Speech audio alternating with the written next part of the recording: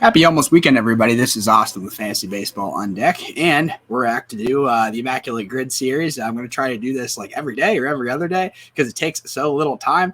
It takes very little effort, and it's fun. But anyways, let's just jump right into it today. I'm going to try to literally do it as quickly as possible, see how much time it takes me. So go ahead and go to immaculategrid.com. And if you haven't done this before, I will put the link in the comments as usual.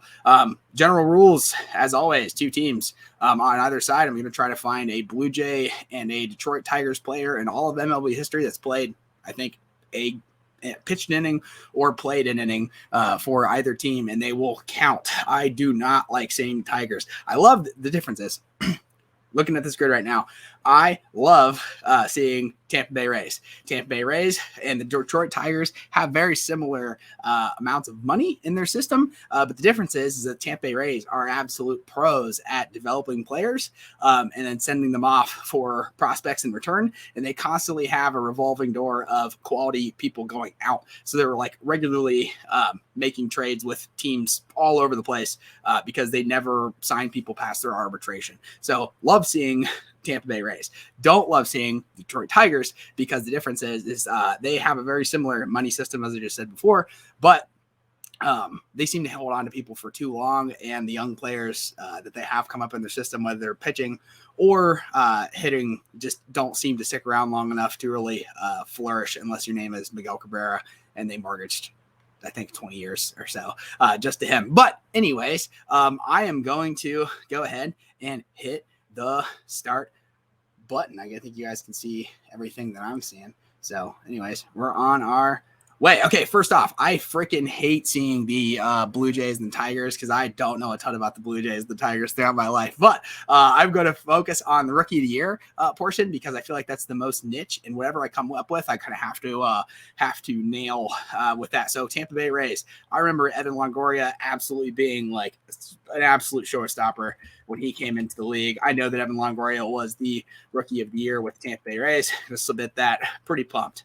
Now I'm looking for a Detroit Tiger who was also the Rookie of the Year. I remember Curtis Granderson being really, really good his rookie year, but boy, do I forget if he started with the Mets or started with the Detroit Tigers. So I'm going to leave this box here and go try to fill in some others. 40-plus home runs in a season, Blue Jays, Phillies, and general Rookie of the Year. So I know that Pete Alonso led the league in home runs and was the Rookie of the Year with the Mets his rookie season. So I'm going to assume that Pete Alonso, because he led the league in home runs that year, was a 40-plus home run season. So I'm put in Pete Alonso and be pretty confident about that. No idea how many he hit, but yeah, okay, 40-plus, cool. We have 2 down. We have 7 to go. Rookie of the Year with the Detroit Tigers, Curtis Granderson. Again, I'm like not confident at all. I know that Justin Verlander came up immediately, was super duper productive. That whole Detroit Tigers starting rotation there for a while was nuts, but not super confident yet. So we'll go back, move back to that one. 40-plus home run seasons. It really, I think, if it's a Philly looking for a career batting total, Mike Schmidt's gonna fill every box. So though I can think of plenty of recent Phillies that have hit 40 home runs, like Ryan. Oh my gosh, the first baseman, huge first baseman who played with Chase. They played next to Chase Utley. Anyways, regardless, I know that Mike Schmidt is going to work. He's like one of the best third basemen of all time. He fits for a lot of things, whether it's Philly related or not, just general stats.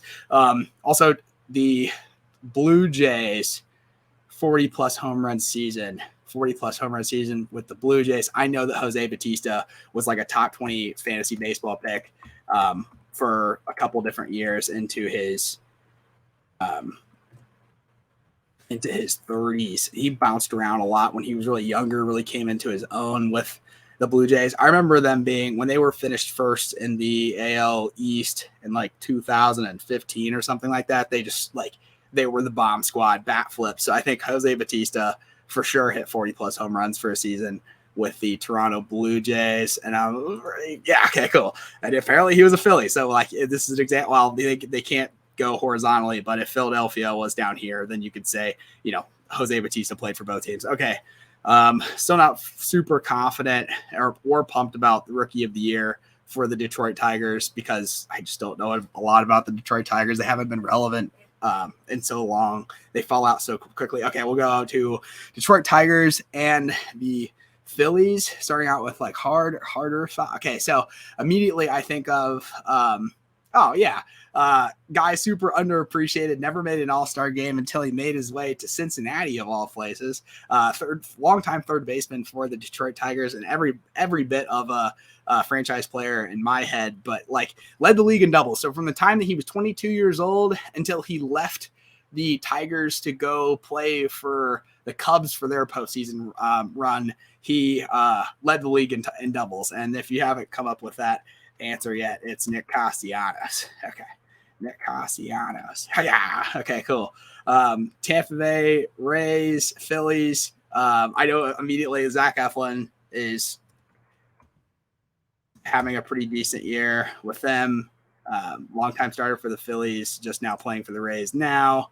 Tampa Bay and Tampa Bay Blue Jays. Tampa Bay Blue. Oh yeah, the freaking Kevin Kiermaier played for both of those teams. Kevin Kiermaier's on the Blue Jays now. He was a long-term defensive outfielder for the Rays. Okay, cool.